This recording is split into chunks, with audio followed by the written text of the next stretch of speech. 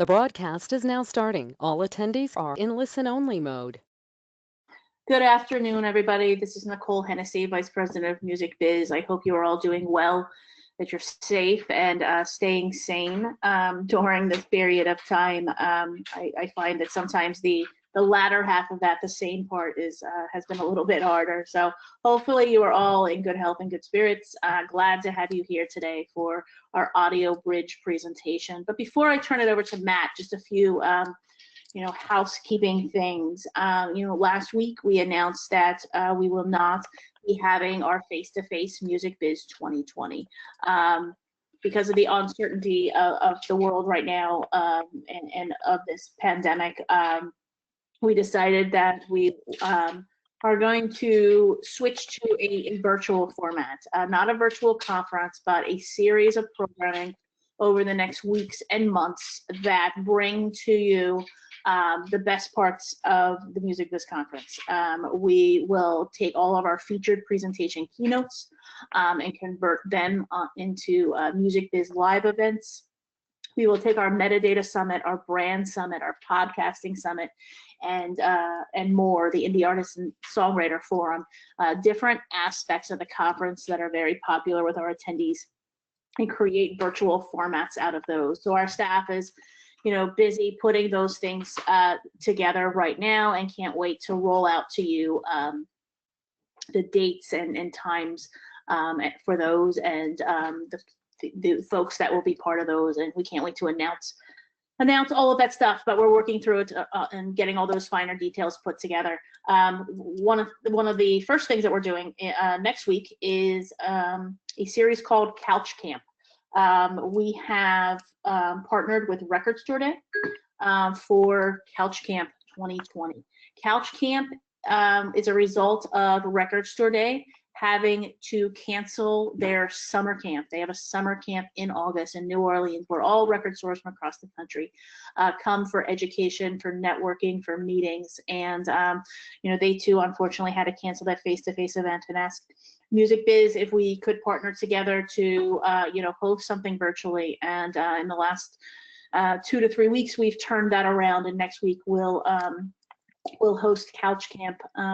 You can find out more information on the Music Biz website about Couch Camp if you are a retailer and would like to attend. Again, check our website, musicbiz.org, for Couch Camp and for all the other Music Biz Live and the webinars and things that are coming up over the next weeks and months. With that said, I'm just going to turn it over to Matt. Matt from AudioBridge, welcome to the Common Ground webinar series. Great to have you here today. Excited to learn more about the app. And I'm going to put myself on mute here if we have any difficulties. Great. Thank you, Nicole, and thank you, Henrik from Music Biz. Really appreciate the opportunity to present here. Been really kind of getting into the groove here with these virtual conferences and get-togethers, and so it's great to have a great company like Music Business Association to put one together. And I have to thank the attendees as well, because I know that people are probably getting burned out by virtual conferences and Zoom calls and all of that, but I think we've got a fun little presentation here today.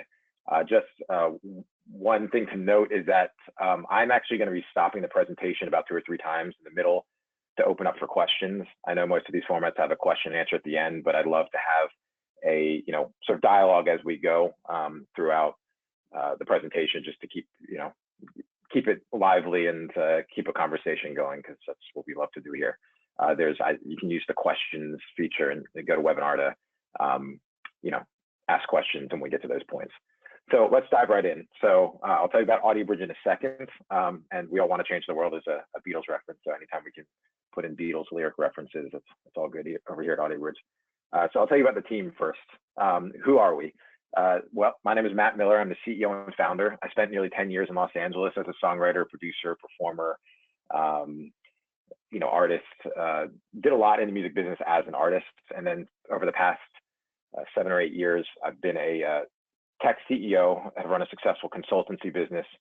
And really was able to combine my passions for music and tech to create AudioBridge, which I'll tell you about in just a minute here. Additionally, we've got Andrew Peruzzi, our product partnership manager. Andrew is a touring, high-level, one of the best bass players in the world. has toured through 20 countries, 6 continents. We actually met in sessions in Los Angeles. He, through his experiences as a musician, as well as, being sponsored by companies and just being generally in the field, he's perfect for our product partnership management position. He brings both the perspective of a musician as well as the perspective of how the business works for musicians. And so, I like to talk about the team first and foremost, because we are both musicians. We've both been through the business from that side of things, and we both have experience on the other side of building tech. So it's really it's important to understand where we come from, because really solving a problem for musicians directly that we've experienced ourselves, and which transitions perfectly into what I want to talk to you next is the problem we're looking to solve, that we are solving, is that musicians are forced to rely on overly complex software and techniques to create music. So any musicians that are attending right now know this pain. I don't think we've met a single musician since we started this project that didn't have this pain. The music, the industry standard tools and software is super, super complex. Just to give you an idea, Pro Tools, as we all know, has a user manual that is over 1,200 pages long, which is insane, because our philosophy is that recording software is designed to get the creativity out of your head and to create a product that can be consumed and listened to by the public. When you're having to take year-long courses to understand some of the recording software out there, it really is counterintuitive to what the software should be doing. I've even been in forums online where people are just starting with some of these softwares and they're begging people to help them make it easier. And the gist of a lot of these conversations is, the experienced people are saying, well, you just got to get used to it. It's just the way it goes. That's just how it is. And you just got to get used to it. And I really don't accept that. And I think that we can do a lot better, especially where technology and software has come over the past several years. Additionally, on top of that, collaboration is still a huge issue. Now, I've been saying this slide has been in our presentation for the last 2 years. And of course, it's way more relevant over the last couple of months than it has been at any point prior to this. Collaboration is not highlighted in most of any of the major desktop software is really not highlighted. And even a lot of the mobile software that's out there right now doesn't have strong collaboration features. And so that's a big part of what we're doing.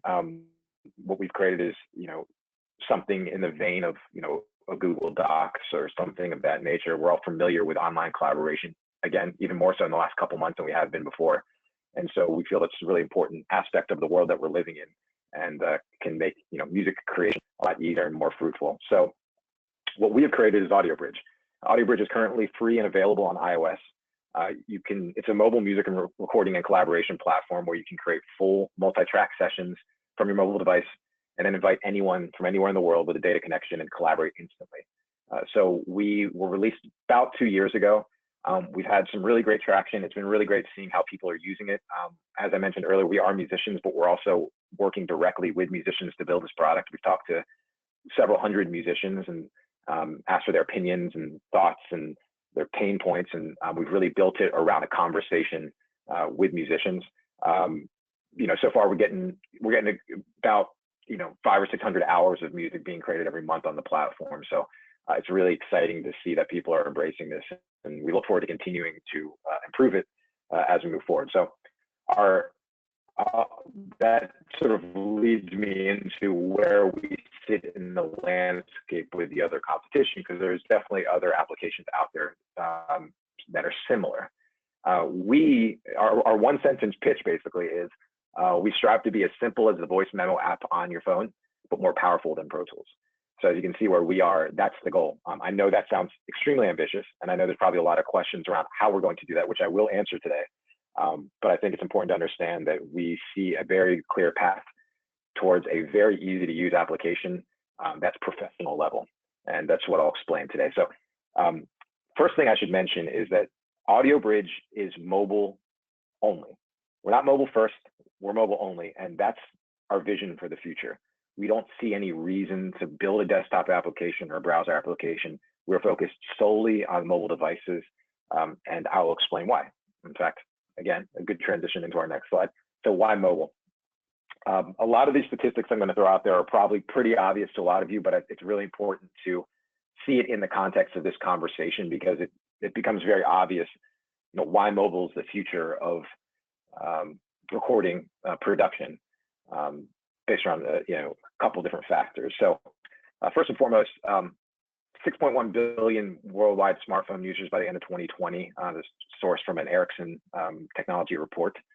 That's about 70%, a little more than the entire world having smartphones. Now we all know that.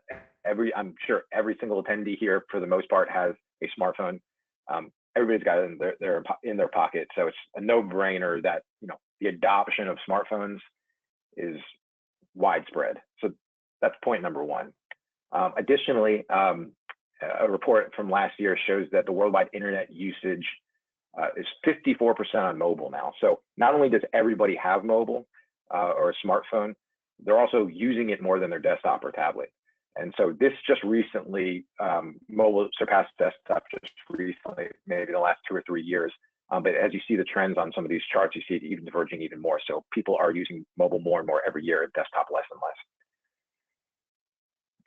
So then 5G, I know we've been hearing a lot about that in the news. That's another factor in this. I was on a panel at NAMM in January to actually talk about 5G and how it's going to affect the music industry and audio production in the future. And I mean, there's some very obvious correlations here. 5G, theoretically, they say that 5G could be 50 times faster than 4G, which we all generally use. More realistically, it'll be about 5 times faster, but it'll be somewhere in that range. Even 5 times, order of magnitude 5 times faster is going to be an amazing improvement when we're talking about cloud collaboration. Sharing really high fidelity audio tracks. I know video is a component as to what 5G is going to bring to the world. So it's important to understand that while we're not there and while this infrastructure is being built over the next several years, this is going to be a major factor as well in how people collaborate and the level and the quality of the collaboration. So in addition to that, mobile hardware is on the rise. And what do I mean by that? I'll show you some of the hardware that's out there right now. Some of you may be familiar with some of these. You've got top right is IK Multimedia's iRig. Line 6 is making the interface in the bottom left. Shure and Blue, the microphone companies, have mobile microphones. As you can see, these are pretty big companies in the space, and they obviously recognize that more people are using mobile, and so they're releasing products on mobile. We have partnered with IK Multimedia, feeling that they're a perfect partner for us. They have a line of mics and interfaces for your devices, and so seeing that major companies are seeing this as well is very encouraging for the space, and as well as these products being able to create a higher quality audio recording. And because of all of these factors, we see that mobile creativity is rising. So if we start on the video side, if we start there, Steven Soderbergh, famous director, just shot a movie on his iPhone. The iPhone has the cameras and the audio quality that high-level people are using in different industries. Of course, you probably know about Billie Eilish, who won a bunch of Grammys this past year. Her brother, who's her producer, records a lot of the sounds they use in the recordings through his iPhone, just out in the everyday world. Audio quality is great in that sense.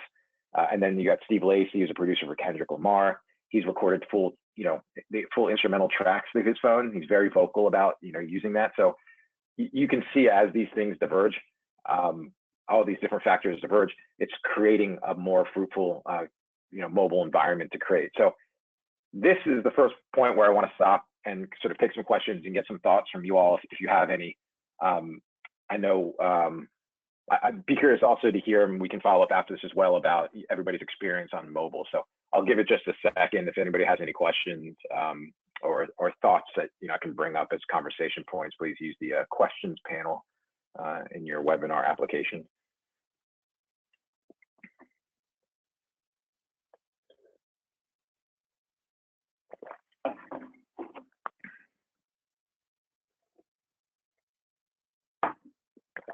All right, we got one in here.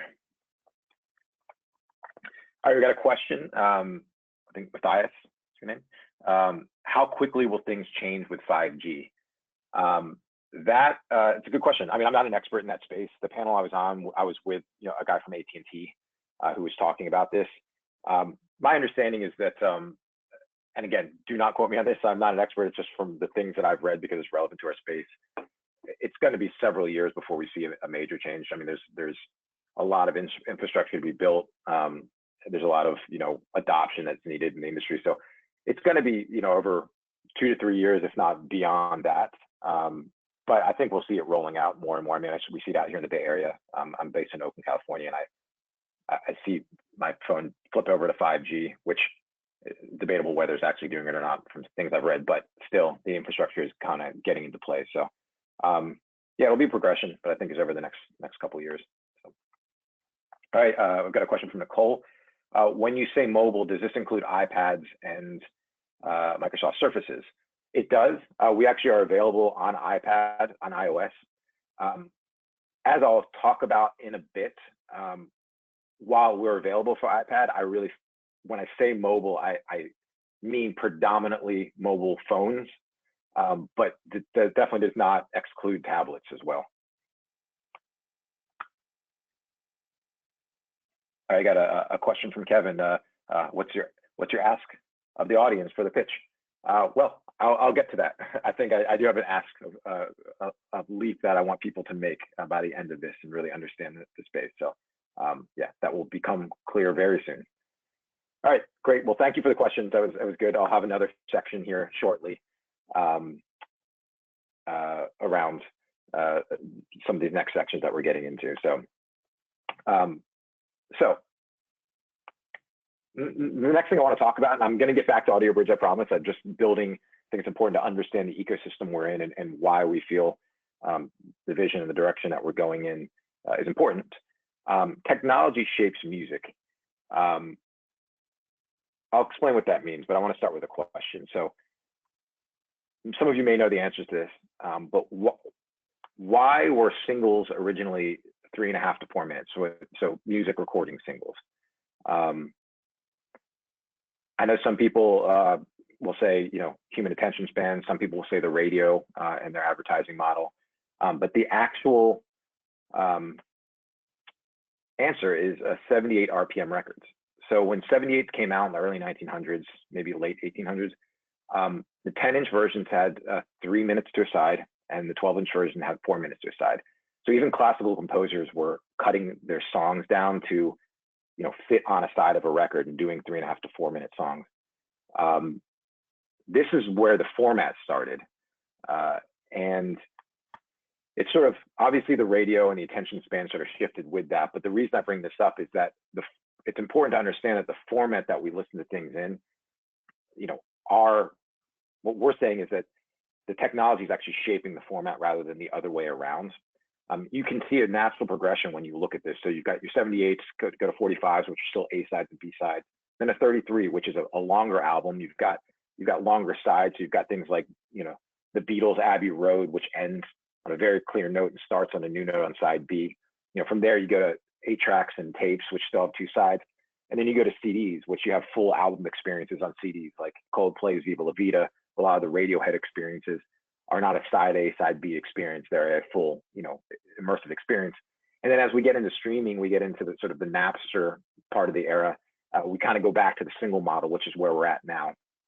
So we've gone from, we sort of shifted through, but as you can see, it's the format that people are listening to music on that really is dictating the way the music is being made in a lot of ways. And that brings me to a really important point, which I'm sure everybody here is aware of, TikTok. So we've gone from, 45 to 60-minute albums, really down to 15-second videos on TikTok. Old Town Road, which I'm sure was overplayed to everybody, broke a record for being on the top of the Billboard charts for the longest, 17 weeks. And its entire popularity basically came off of TikTok. Drake's latest single, he released on TikTok and sort of did a whole meme campaign around it.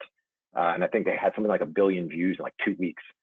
So, the meme ability and sort of the clips, the 15-second clips are the way that people are listening to music, whether we like it or not. I think it's an important point that I know that, we're all going to have opinions about the best format of music, but this is the way the world is going. It's sort of irrefutable at this point. And we're seeing hit songs being born out of 15-second clips online.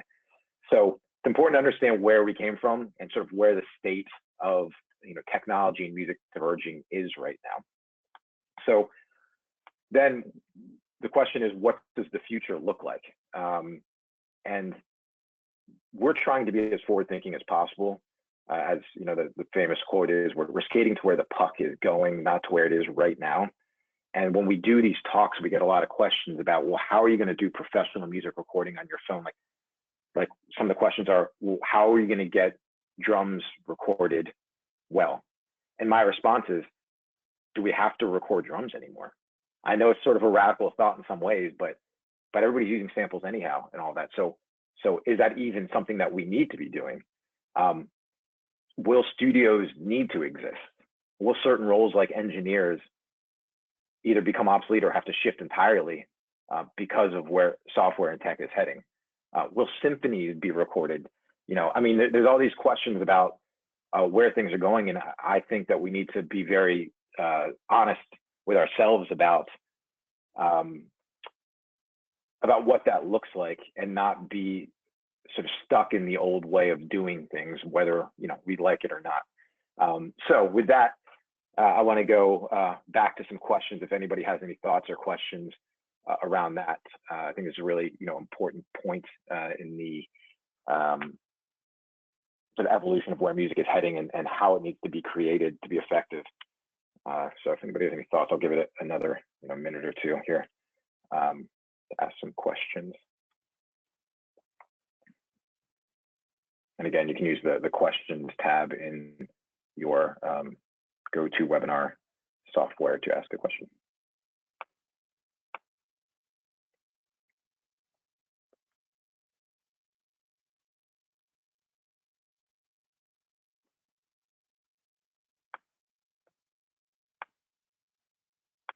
I'll give it one more minute here. Oh, here we go.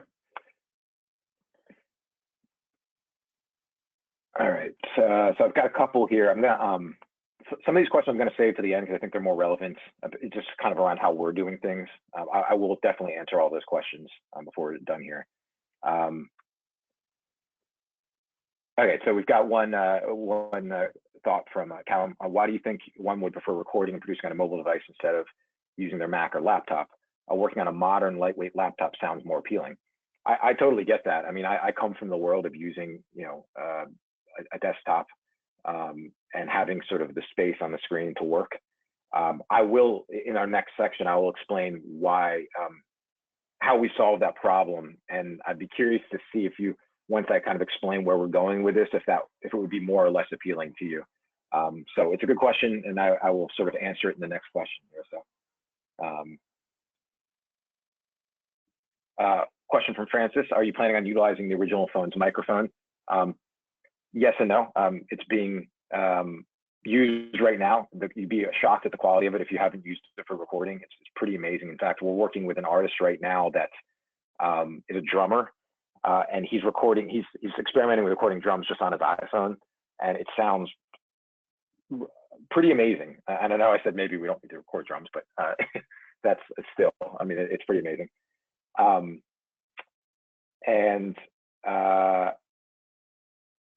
But additionally, we've got the mobile hardware that's I talked about earlier. So you can get a higher quality recording if you pair with other hardware out there, and people are continuing to innovate on that. So. And then I've got a couple. We actually have two questions about latency on mobile, so I actually will address those at the end. Yeah, and then we got one more thought about a little bit push back on my thoughts about the drums being needed. I knew that was going to be a little bit of a hot button, but we'll get into that a little bit more near the end, because just asking questions right now. All right, so then the logical question becomes, how is audiobridge going to accomplish all of this? We've got high ambitions, as you can hear. We're making some pretty bold statements. So how do we actually functionally accomplish this? So I'll start answering that with a question. What's the most important aspect of developing a mobile product? Now, this is subjective. I know everybody, I've been in this space for, about 10 years now, and everybody's got a different opinion about, what the most important aspect is. But for our application, direct to consumer, we believe that user experience is the end all be all. It's the mantra of what we do. It's how we're going to accomplish what we want to accomplish. And it's definitely, as we say, it's something felt and not noticed per se. It's the intangibles. It's the one click instead of two clicks to do something. It's the seamlessness of the experience. It also is, the problem statement that we had earlier is addressed by this as well. I think the biggest gap in recording software right now is the user experience. These softwares have, you talk to anybody, they haven't used 95% of the features or the options that are in the software. And maybe some of you that are in the audience, can sort of attest to that as well. There's a lot of things that aren't needed, and it's not a great user experience. It makes things cluttered and makes things hard to use. We can also see, if we look at the music industry, we can see the progression of how UX has gone and why it's heading towards mobile. So, very quick progression of, general user experience. I know I'm probably going to miss some things in this, but it started, it didn't start, but there was a time where you had to cut tape and splice tape together and all of that, with an analog mixing board. And then computers got introduced, maybe with the software. And then from a manual mixing board, you get to a digital mixing board, which is a little more automated. And then, laptops get some software that makes it easier to do home, recordings. And then, the massive progression, laptops are getting smaller. People now, then end up using tablets. And the progression is all moving towards mobile, and it's being made possible because of the technology that's out there. Because of this, you can see a very clear trend. This is a chart sourced from material from Spotify and Wikipedia. It was actually in a book called Factfulness by Hans Rosling. And this is all directly related to the way that people make music. It's obviously gotten easier to make music, and more people can do it. And so it continues to trend upward at a very quick pace. So it's not a question of if more people are making music. It's a question of how can we make that experience even easier, have more accessibility for more people around the world to make music, and make it at a higher quality. The other thing to keep in mind is we're looking at a chart of just music. We're not looking at audio recording in general. There are 30 million podcast episodes out in the world, according to some estimates. So, this kind of software that we're building can be relevant to that industry as well, which is going through major seismic changes right now as well. So there's a lot of people creating a lot of audio content, and a lot of it is starting to happen from mobile devices, and it's trending in that direction as well. And so I think the logical question that you all have is, well, again, I'm saying we're going to do all these big things, and I'm talking about user experience.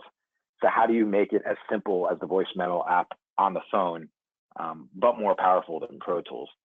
And the way that we are approaching this, which we're not seeing anybody else doing it this way right now, is through something that we call the audio brain, which is a music intelligence engine, which guides users through the music creation process. So let me explain what that means to you. So the musician will play into audiobridge, which then sends the recording into the audio brain, which then sends feedback back to the user. So an easy example to capture this idea is that if you're a singer in a recording studio and you're singing an audio track or vocal track, and you're off pitch, the producer engineer is going to basically tell you that you're off pitch and either apply auto tune to the track or tell you to redo the take if it's far off. And so with our software, we can identify that it is a singer singing, identify if they're off pitch or not, and either auto tune that track automatically, make it sound better, or tell the user, hey, you're off pitch, you might want to redo that take. Additionally, you've got things like reverb and delay. There's certain, say, for example, delays that you would use on a vocal that you probably wouldn't use on a guitar. As we know that it's a guitar or a vocal, we can serve up the appropriate effects for people so they don't have to go sifting through a bunch of effects that aren't even going to be relevant to what they're doing.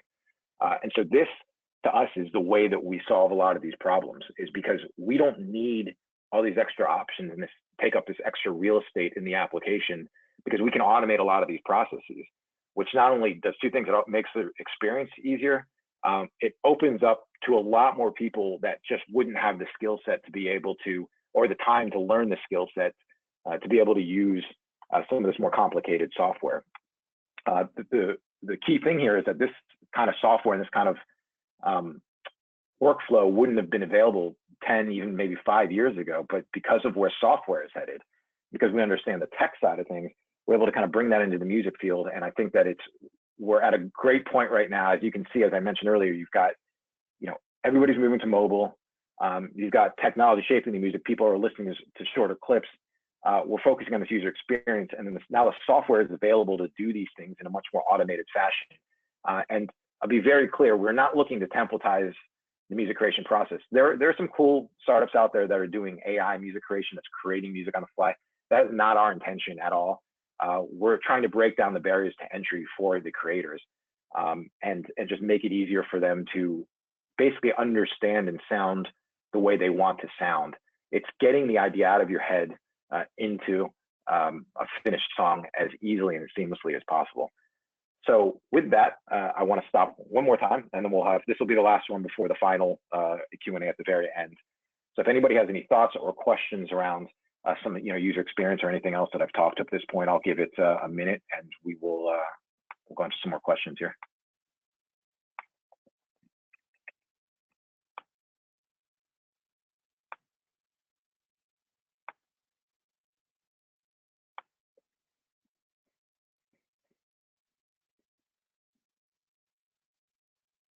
All right, cool. So I got a couple of really good questions here.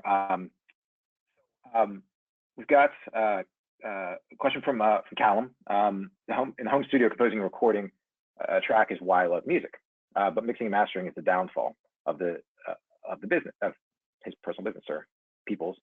Would partnering with a company like Lander or any AI mixing or mastering company maybe make this that more appealing? Absolutely. In fact, we just recently talked to a couple people over at some of these companies, Lander and some other companies, just to explore and see what we could do in that space. As I mentioned earlier, we're really focused on being the best recording platform. And so we're not necessarily looking to get into the mixing and mastering too heavily. We think that there's some great companies out there that are doing some amazing things, like Lander, that I think would be a great complement to what we're doing. And they're really solving the problem on a deep level. And so we can leave the expertise to them on that. And we can, our expertise around the recording, I think, to complement each other well. Additionally, there's other companies doing rights management and things of that nature that could be a really good partner as well to kind of fill out the user experience. But we just have to be very careful how we do it to make sure, again, we don't get into the space where we're cluttering up the experience for the users. So Francis says, are you planning to launch in specific countries first? We actually are available worldwide on the App Store for iOS. So we are only for iOS right now. We've got some Android development going on. It's a little bit of a trickier thing from tech side for Android, iOS, and Apple has made it quite a bit easier to do some deep, high-level audio types of things. So short answer is we are available worldwide on iOS, working on the Android version. So we've got a technical question from Nishant. Is the music intelligence within the mobile, or does it go to a back-end sort of server? Short answer is both right now. What's really cool, and this kind of gets a little more technical for the technical people in the audience, is I said that some of this intelligence software wouldn't have been available 5 or 10 years ago. Apple has actually, for fear of using some of the buzzwords, I mean, it's machine learning essentially. And Apple has really put some force behind some of their machine learning libraries that can run right on your mobile device. So they're building an ecosystem around that as well. So it's another one of these things that's diverging with, what we're doing, and it's making it easier to roll out these technologies. And the reason I kind of say that is that, companies like Apple putting their resources behind this type of technology is going to open up for everybody. And we welcome competition in this space. I think one of the things that we're frustrated with is that it's such a clear vision to us of the future. And we have some competition, but we want to see more, because we want to see more excitement in the space. We want to see more innovation in the space. So it's important that people understand that how, machine learning and these types of modern techniques can be used to assist with musicians.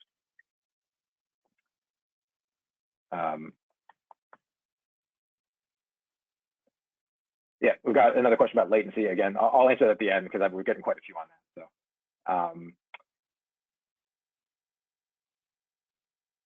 So, I've got one from Carlos. Do you view audiobridge primarily as a tool for capturing ideas accurately and more cost effectively? Absolutely. I mean, I think to speak to the accuracy, I mean, if you could just pick up your phone and hit record like you do with the voice memo, which by the way, I think 100% of the musicians we talk to uses some sort of voice memo app from a phone that they have. I think you need to get more accuracy, because if you have an idea and you have an idea maybe for harmony or another part, these apps are very limiting, but ours, because it's such an easy multi-tracking experience, is going to make it more accurate. And obviously more cost effective as well, because right now we're not charging. And I'm going to, we had a question about how does audiobridge make money. I'll get to that at the very end of this as well. So let me jump back into to the presentation, and then we'll do some more questions here in about 2 minutes. So just have a couple other thoughts to go through. So now, big question. This is a big one. The music industry. How does the music industry play into what we are doing? I have spent the last 5 years going back and forth between the Bay Area and Nashville, part of an accelerator program in Nashville called Project Music out of the Nashville Entrepreneur Center. And shout out to any of my EC or Project Music people out there listening. Great experience, very music industry heavy, got to meet a lot of people there, and then have been a part of a couple of accelerator programs out here in the Bay Area, so heavy on the tech side. So how does the music industry fit into this picture? So the short answer is that it doesn't. The technology moves so quickly now, especially as you can see with some of these modern techniques that we're using, that the music industry by its nature has trouble keeping up with that sort of disruption. I like to sort of think of this type of thing as a small sailboat versus a freightliner. The music industry being a freightliner. When you need to make a turn left or right, it doesn't happen like a sailboat. It takes a while for things to shift and move, which is, you can see that's why, things like in the Napster days or even in the streaming days, there's delays in adoption. I think we've been working and we've got some great mentors and people in the music industry. So I'm not saying this to say that the industry is the enemy by any means. It's just the nature of it. I think we need to be aware of how things move. And if we want to see quick adoption, this is a complete paradigm shift. This is a revolution in the way that people are making music, and it's happening quickly. And in order to move things along, in short, we need to move things along. So, I say this because I think, we're doing our best to create the best tool possible for musicians. We are advocates for musicians first and foremost. And we've been exploring this space quite a bit. We are still involved in a lot of talks with the industry. Like I said, we have mentors in the industry, but I think in regards to our product as it stands right now, we need the support of the community directly in order to get this thing up and moving as quick as possible and get it out into the hands of people to be a forerunner in this space. As part of that thought, I say that because at the end of June, early July, and this is the first place that I'm announcing this, it's not going to be out there publicly yet, we are going to be raising some money as a company through WeFunder, which is a crowdsourced equity raising campaign. So think of it as like as a Kickstarter, but where you get equity in a company if you invest. We've actually been talking to the people over there for a couple years, and now seems like the right time, based on what I'm saying here right now, is that we need to move and we need support of the musicians and the community. And so as part of that, we really feel it's important that we allow people to buy into the process on a much deeper level. I will say too that, there's so many great innovative people that are working within companies in the music industry that we've talked to that have been super helpful. So I think that and they are all frustrated by the lack of innovation and how slow things move. It's funny because these are all the people that are part of the industry, but it's the system that's not able to move fast enough. So I'm looking forward to working with all of you and people that are in the industry, but I also want to make it clear that, we're moving forward and we would love to move forward at as quick a pace as possible. So we want to definitely make sure that we're aware of that and we're advocates for the artists as best as we possibly can. So in summation, I'll touch on our top points here. Mobile only is the future of music recording. I guess that's all that needs to be said for that. Technology shapes music, not the other way around. The way that people are listening to music and the way people are creating music is dictated on where the technology is going. And I hope I've laid out some points as to where the technology is going in this space. And because of that, user experience is everything. Solves the problem. It's the biggest problem with the current software and the current way people are making music. It's the user experience is not focused on. Your product needs to be felt, it needs to be seamless, it needs to feel good when somebody's using it. And so we're focusing all our efforts on that. And then last, music industry has been slow to adopt change in the past, so there's no need to wait anymore. And that's what we're really wanting to move these things forward. We want to, surround ourselves with smart people, but understand that we are a community-driven application that needs the support of the community. And we're continuing to find ways that we can deepen that relationship. So we've got a great team of people, great developers, designers, mentors. Highlights of the mentors in the bottom. Joe Kennedy, who was a former CEO and co-founder of Pandora, had a big hand in helping me kind of crystallize my thoughts early on, and still provides a lot of insight as we build this product out. And obviously knows the AI tech world. They were doing that before AI was AI in the music tech world. And Chrissy Vondrack, who's the head of information technology at Recology, a gigantic waste management company in the San Francisco Bay Area. But a lot of overlap, in regards to how IT is moving and understanding where the world is moving with technology. So I'll leave you with this thought. I oftentimes, when I do these panels, I get asked what my definition of success is. And my definition of success is the freedom to be creative. And that is the vision that drives everything that we do here. If we can make more people successful, i.e. More free to be more creative, we believe that the world is going to be a better place. So we look forward to continuing to build this, work with the community of artists, and change the way the world makes music. Thank you. And here's my contact information. Very open with that. If anybody wants to reach out, feel free to reach out to me directly. And now I'll address some of these questions. And if you want to send in more questions as we go, I will definitely answer them now. So feel free to throw in some more questions here. So here's what I'm going to answer first. Is a question that came up a lot during this. It's more of a technical question, but latency being handled in a mobile device. How are we going to handle latency in a mobile device? It's a great question. And it's actually probably the biggest problem with applications outside of ours in the App Store. And it was actually a problem with our app early on as well. When you're multi-tracking, there are natural latencies in the hardware device that you have, and as well in the software that you have to account for. It's gotten better over the years. We've drilled down so far that we've even found some issues with the way that Apple devices handle latency. And so we're very, very aware and very deeply involved in this issue and looking to always improve it. Latency has not really been an issue for our users. When you get up to 50 tracks, some people are doing really massive sessions. You might see a little bit of that, just being honest, and that is something that we're actively working on solving. But for the most part, we have not seen an issue with that. Also, it sort of addresses the question somebody asked about Android in relation to this. It actually kind of addresses the question on Android, why we haven't been on Android. Is that, as I mentioned earlier, Apple's been really good at creating tools for audio creators and audio applications, whereas Android is a little bit behind the curve. They're catching up, but they're not quite there. And Apple has actually made it easier to control for latency. So to not get too technical with this, it's a reason that we've been delayed on our Android, because we want to make sure it's perfect before, not perfect, but close to perfect as it can be to not cause these issues, because that's a showstopper when you're recording multi-track. If you have any latency and things are not in sync, you can't even use the track. So I hope that kind of answers the question. If there's any more questions around that, happy to get a little more technical if we need to. So.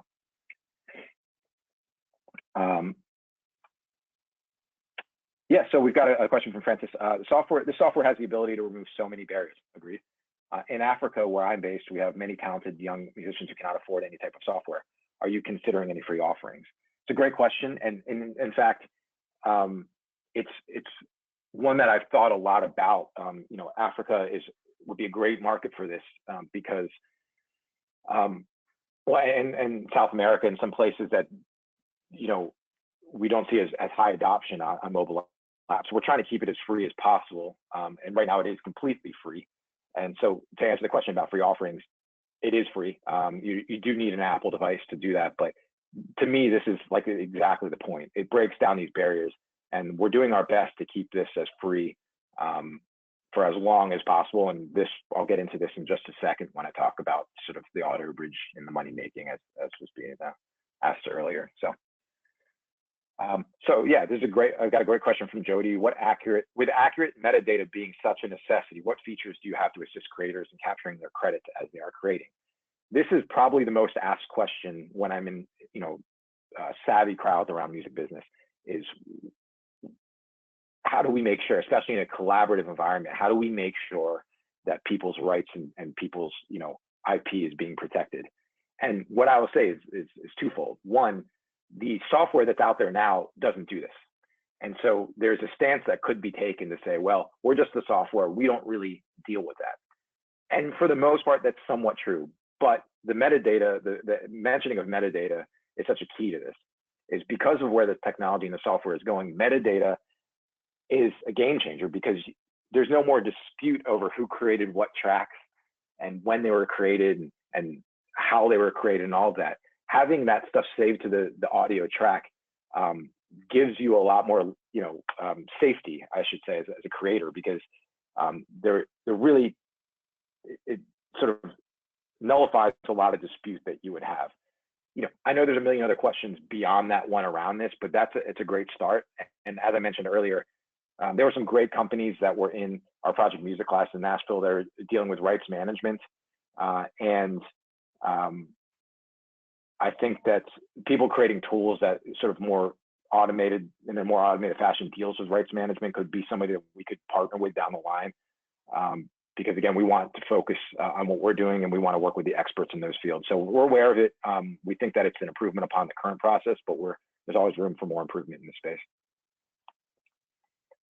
All right, what will be the best way to hook up cell phone or even tablet to a big screen? The desire to work on a bigger screen for some people will never go away. Question from Nicole. Yeah, thank you. Agreed.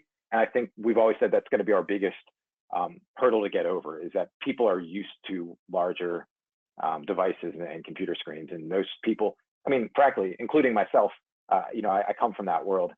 The desire to work on a bigger screen for some people will never go away. And I agree. I think the majority of people, it is going away. If to go back to what I was talking about with mobile, people are embracing mobile more. Now, I understand maybe that's not the case in the music creation side of things. It's one thing to say people are using mobile devices more, but it's another thing to say people are using, music creation tools on mobile devices more. We hope to solve this problem through user experience. I mean, if we do this correctly, you will see that a bigger screen is not needed. I mean, if we can guide people through the process, think about it as, let's say you're just talking to an engineer in a room and they're doing everything on the big screen, but you're not having to do anything and you're able to be creative. That's sort of how we look at this. I mean, you're interfacing with some sort of intelligence that's helping guide you through the process without you even having to deal with screens at all, or very minimally. So, you definitely could hook up your cell phone or tablet to a big screen just through, AirPlay or things of that nature that exist, through iOS. But if we do our job right, I really think that we can make it a different experience for people that haven't expected before. So Nishan's got a question about how many tracks are allowed when you're recording. Currently, there is no limit to tracks. There's a limit. You'll see a limit on sessions, but it's a free upgrade. So when you get there, it just asks you to request for more sessions, and then we just open it up for people. So there's really no limit to how much music you can make on audiobridge at the moment. Carlos has a question about how are the recordings stored? Are there challenges with security? Again, a common question, understandably. There's two ways that recordings are stored. You can use the application offline, so it's stored just on your device, or you can create an account and store, which creates the tracks to be stored in our cloud, which is the way that we enable collaboration. So when you're doing collaboration with somebody, it instantly goes to the cloud and over to the other user. And so you've got some redundancy, you've got some backup there in case something were to happen to your device or phone. And you also have a way to collaborate with other people that way. The challenges around security are the general challenges around security that you have with sort of tech and storage. I will assure you that I've been in this tech business for 10 years.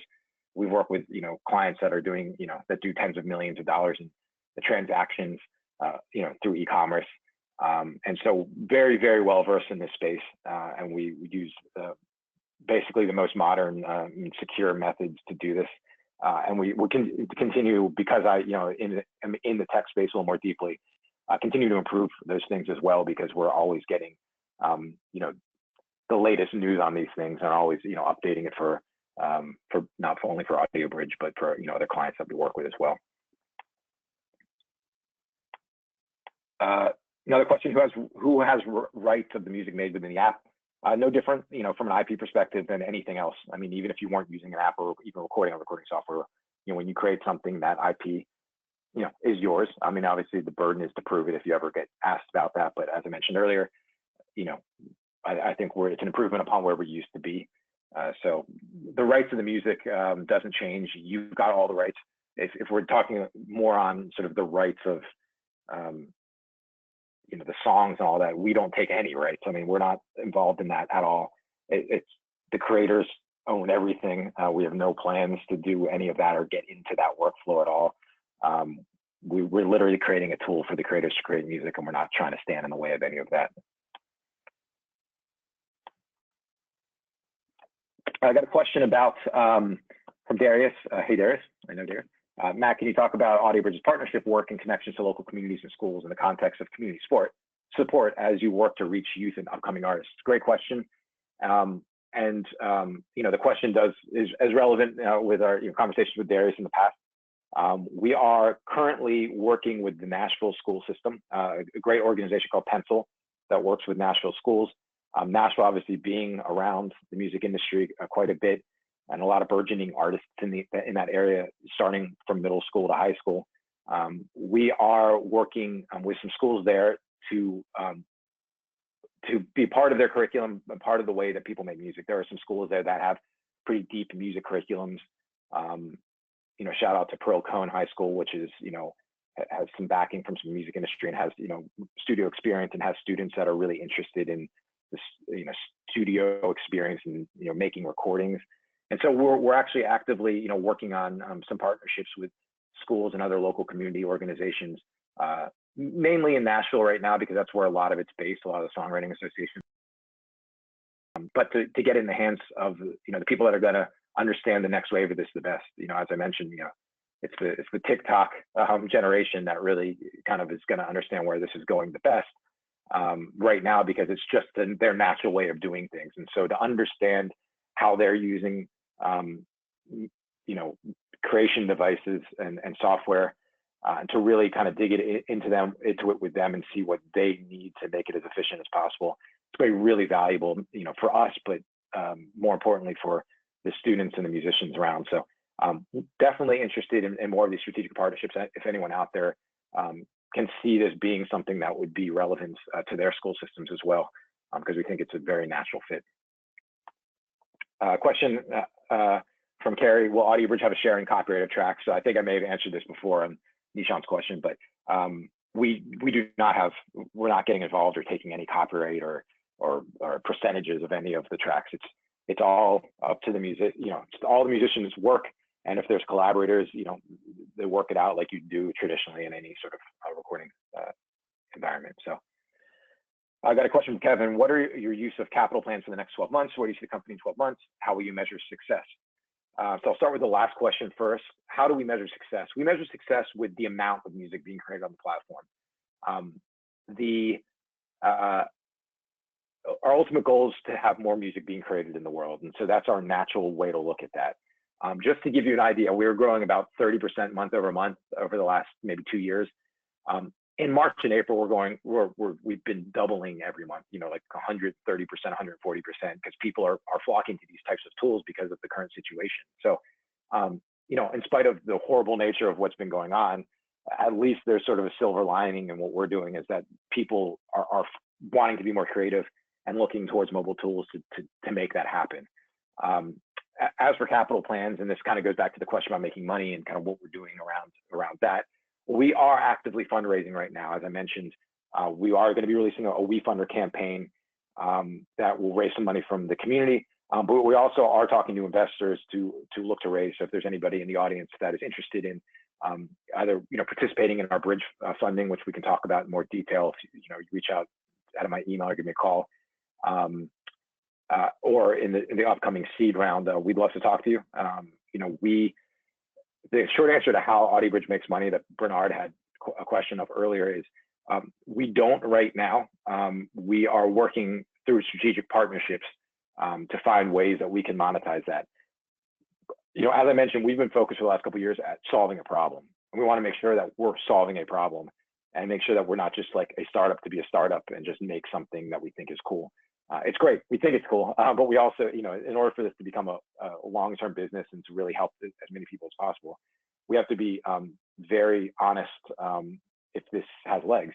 And overwhelmingly, we found this thing has legs. And so we are, as a next phase of the business, we are looking at, getting very deep into business development now that we know the product development is moving along nicely and we've got a great product that musicians can use.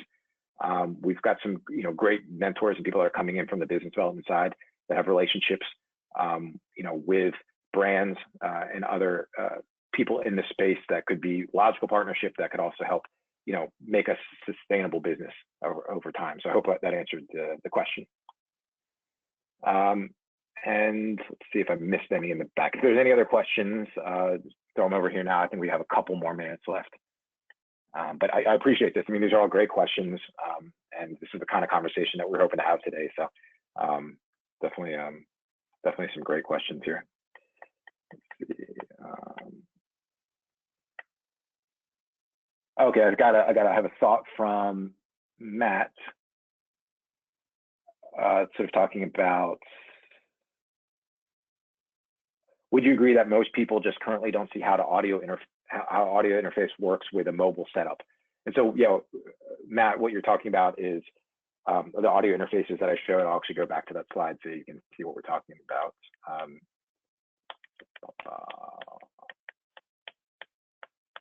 This one right here. So these interfaces. So for example, plugging in and plugging your guitar into your phone or plugging a mic in.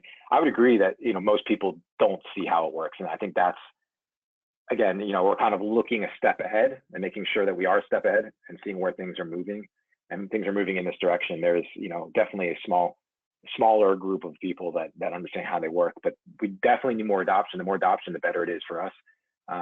But additionally, like I said, the iPhone microphone is doing great things for us at the moment. We're seeing a lot of great music being made, pretty high quality. You'd be surprised.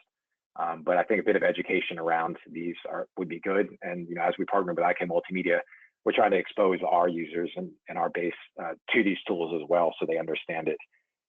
But in an ideal world, these things aren't going to be needed. As I said, Steven Soderbergh is making a movie on his iPhone. So you have to imagine the mics are only going to get better and better and better with every additional, device that comes out. And so I can actually see a day relatively soon where we're not going to need these interfaces. The mics in these devices are going to be as good. I know that sounds crazy, especially when you've worked with like Neumann mics and Shure and Blue mics in studios. I've definitely been there, but it benefits everybody for the hardware to get better, and so we're hoping that it does. I got another thought from Callum. Plug-in partnership sounds really cool. Could you possibly generate income from VST and plug-in companies offering basic versions of their software and app with the option to purchase? Absolutely. We've talked to a lot of plug-in companies. I think the issue right now is a lot of plug-in companies don't have a mobile strategy yet. As I mentioned earlier, it's amazing to me that a lot of the companies in the space are not moving fast enough. And it's probably, part of just the way that things move in the space. But what I've heard from a lot of them is, well, there's not a lot of great platforms, so we're not spending a lot of time developing for mobile yet. What I hope is through something like AudioBridge and competitors, like I said, we welcome competitors. If there's an ecosystem that, as the ecosystem grows, these plugin developers will start developing plugins for the ecosystem, which will only improve it. And so we'll sort of snowball on itself. So I absolutely agree. I think plugin partnerships would be really cool. I think there's a way to do that. But we do want to put a challenge out there for all those companies out there to make sure that they are understanding that mobile is a viable place to go and that it really is worth the investment to come into this space. But with that said, there are amazing iOS developers out there. Shout out to the AudioKit community, open source software that we use in AudioBridge. And there's so many developers developing on iOS already that are even individual developers and companies that have amazing plugins that hook into apps pretty seamlessly. And so, while there are the big companies lagging, there is a very high level community out there, like the AudioKit community, that are embracing this and have really pushed this forward. So, and I'll take this one last question here, because I think we're a little bit over time, but this has been awesome. Thank you again to everybody for the questions. From Francis, are you looking to expand your team to include some international staff? Asking for friends or perhaps internships. Absolutely. I mean, I think this, we want to be global, and I think that we find that the music tech scene overseas has actually been growing at a faster pace than it has in the US, especially in Europe. And so to be tied into that scene and to bring in people that can understand that and can be there in person a little more often than we can, especially nowadays, is going to be really valuable to us. And so we want this to be a global, international brand that helps everybody from anywhere in the world work and be creative. So the answer is yes. Internships, absolutely. Definitely send me an email, matt@audiobridgeapp.com, and we can talk, because I'd love to pick the brains of the people that are actually out there making the music. So with that, I want to thank again the Music Business Association, and I want to thank everybody that's attended and all of the great questions and the great conversation. I really look forward to doing more of these. I hope to do more of these with the Music Business Association. And please send me an email or reach out to me if you have any questions. And I'd love to loop you in and keep you up to date with all the things that we're doing over here. We're really excited for the future. Really excited to see where the music creation process is going. And off we go. Viva la revolution.